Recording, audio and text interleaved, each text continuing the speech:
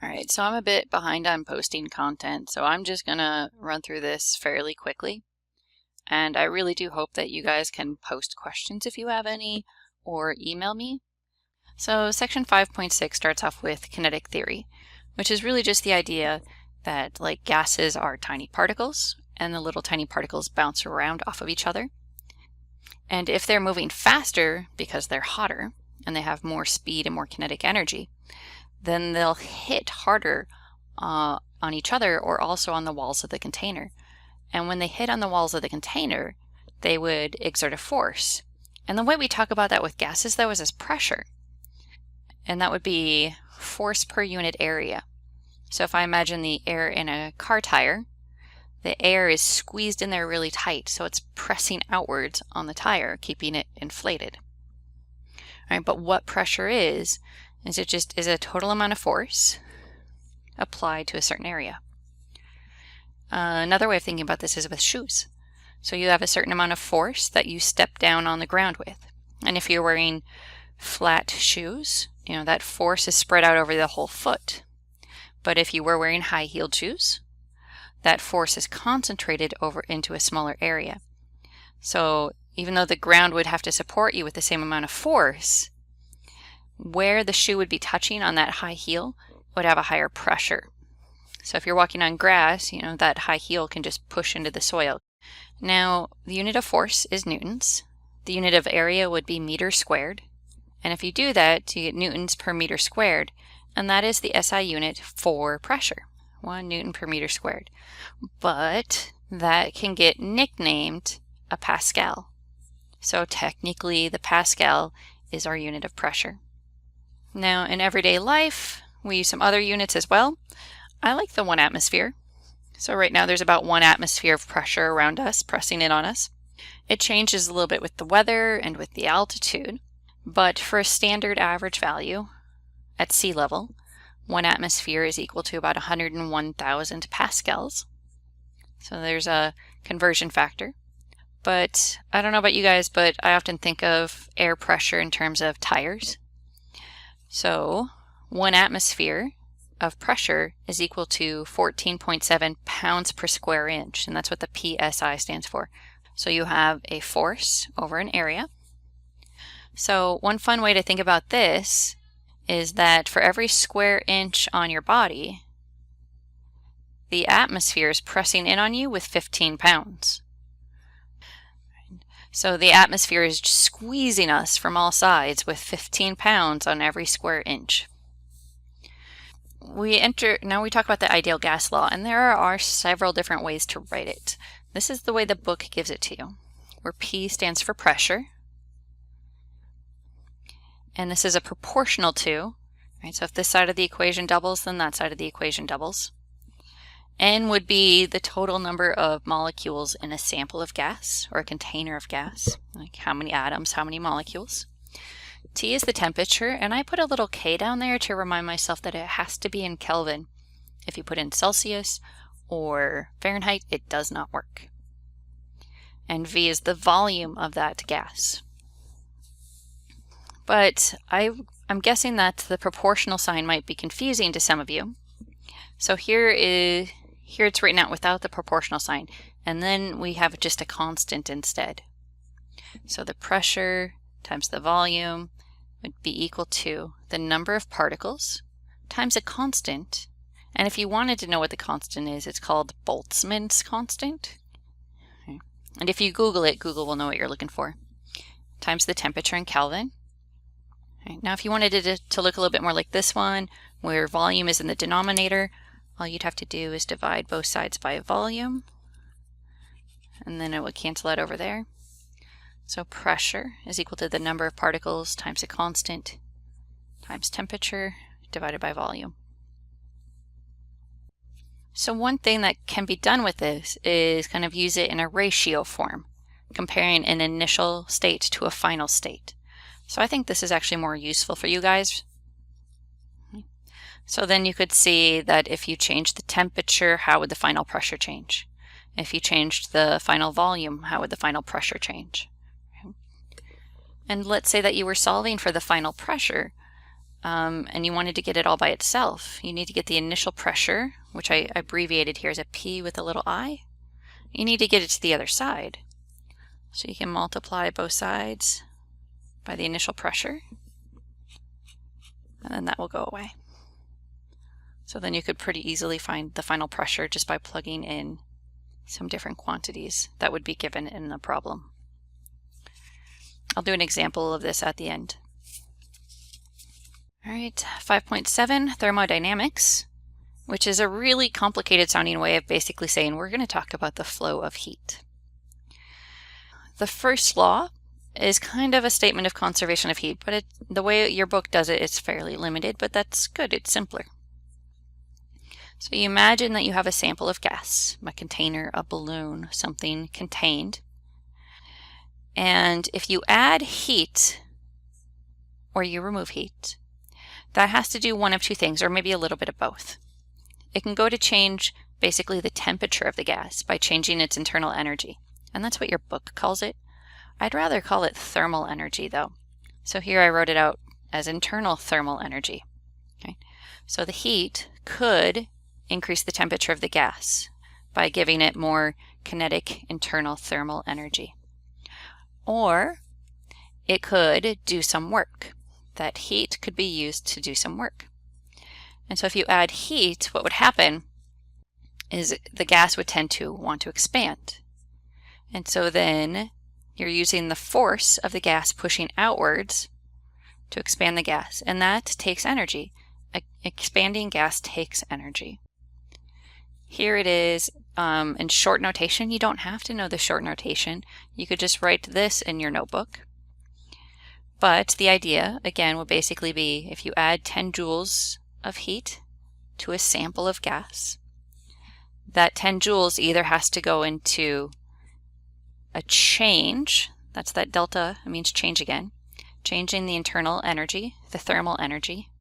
This would be linked to its temperature, or doing work by expanding the gas and pressing outwards. Now, it could do a little bit of both. It could increase its internal thermal energy a little bit, and it could expand a little bit. So you can have it split up between those two different kinds. And you could also reverse this. You could remove the heat. And if you remove heat, then you either have to decrease the internal thermal energy, which would decrease the temperature, or that gas could kind of collapse in volume and the outside surrounding pressure would squeeze it smaller. All right, so your book covers heat engines here, and they give a diagram in the book, and I think it's kind of confusing, so I'm not even going to draw a diagram here. Let's just kind of talk about the idea. What a heat engine does, it converts a heat flow into useful work. Right.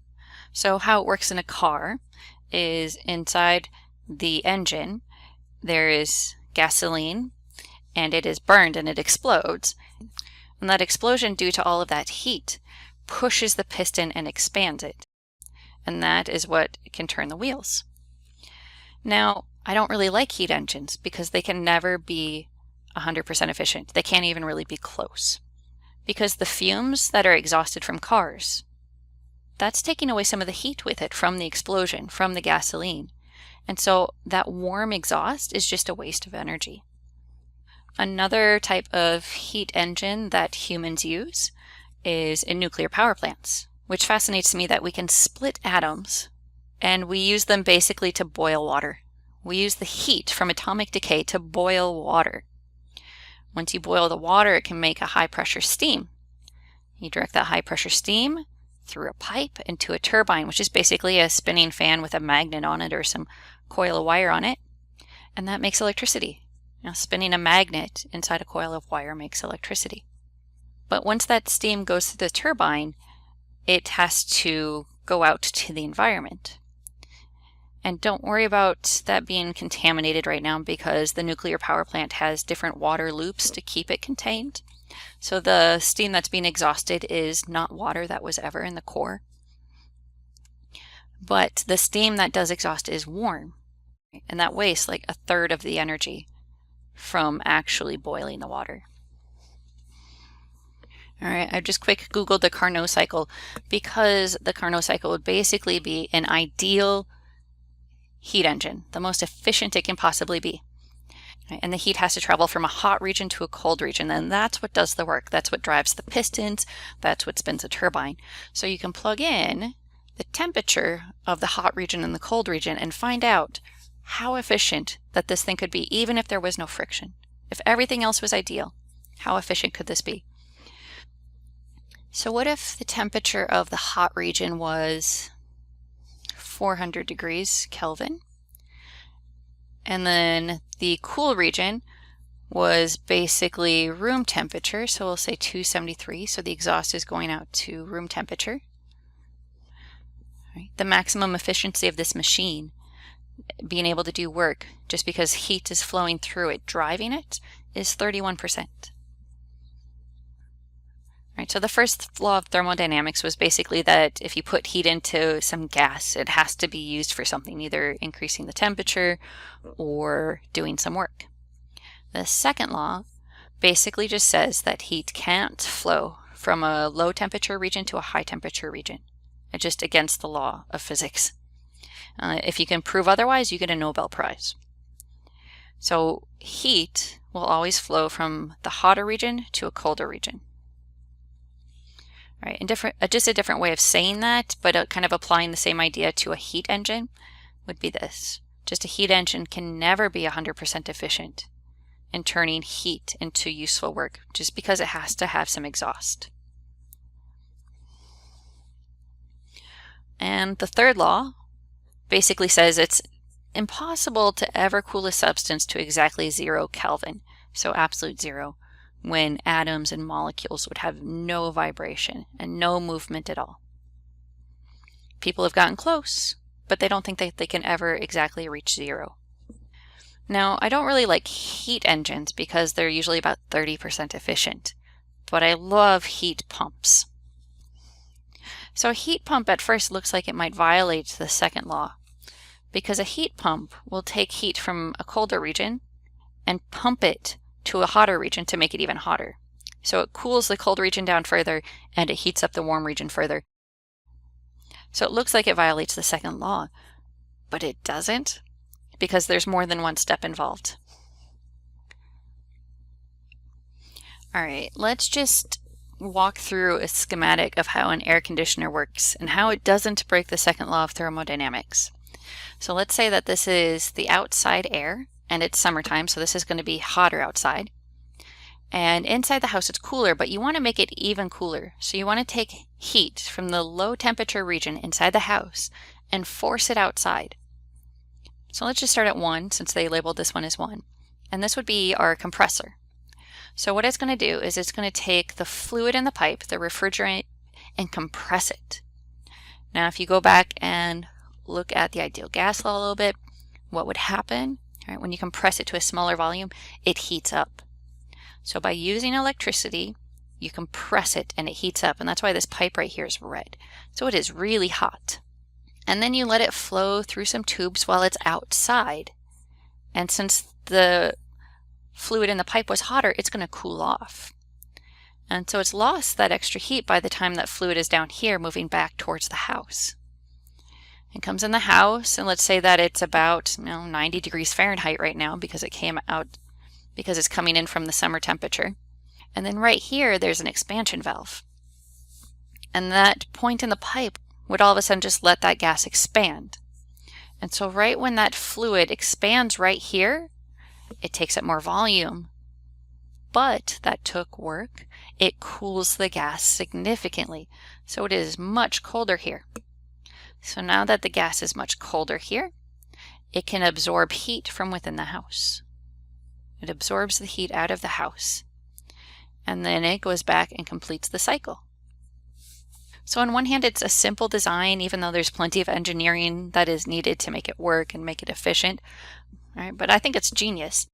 Really, this doesn't violate the second law because we are using electricity. We're putting in energy to make this happen. And if you look at this part right here, you would agree, hopefully, that heat is going to move from the hottest region, the pipe, to the cooler region, the outside summer air. And then you come through here and you look at this part right here and agree that hopefully this does not violate the second law. And that would be that heat from the air in the house will be absorbed into the really cold pipe. So you can use a heat pump to heat your house in the winter, and then you can reverse it if you buy a reversible heat pump, and then you can use it to cool your house in the summer. So it can be a heater and a cooler. So one really awesome thing about using a heat pump as a heater in the winter, it doesn't have to generate all of the heat that it's giving your house.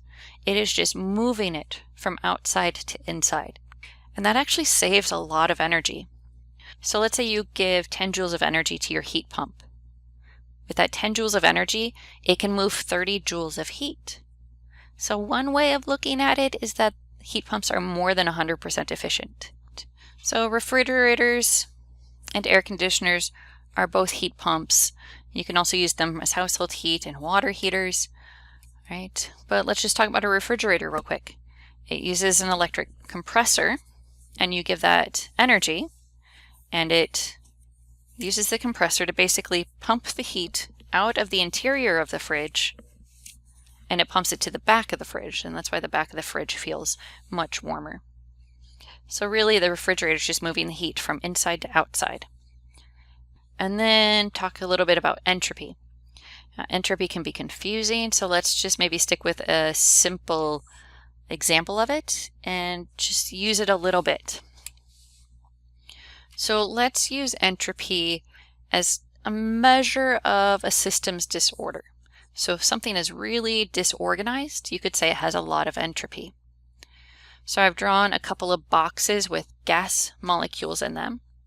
And so you could say that this is organized because it's not just scattered all over the place. They're all crammed into one corner. So we could say that that was low entropy or organized. Here's another way that air molecules could be all organized, and we could say low entropy. And it's really uncommon to find something just kind of naturally like that. Because if something was like this, very organized, but then these molecules had to bounce around, pretty quickly they'd end up disorganized, just kind of scattered. So in physics, we would say that naturally things have to go from a low entropy to a high entropy state. Things have to get disorganized unless you put energy into it. So let's say you had a tree, and the tree was isolated, meaning it couldn't get carbon dioxide from outside, it couldn't get sunlight, it couldn't get water, it was isolated. Then the tree would die and it would rot and it would become less organized. Its cell walls would fall apart, right? But the tree can become more organized and it can grow because it gets energy from outside its region. It gets energy from the sun.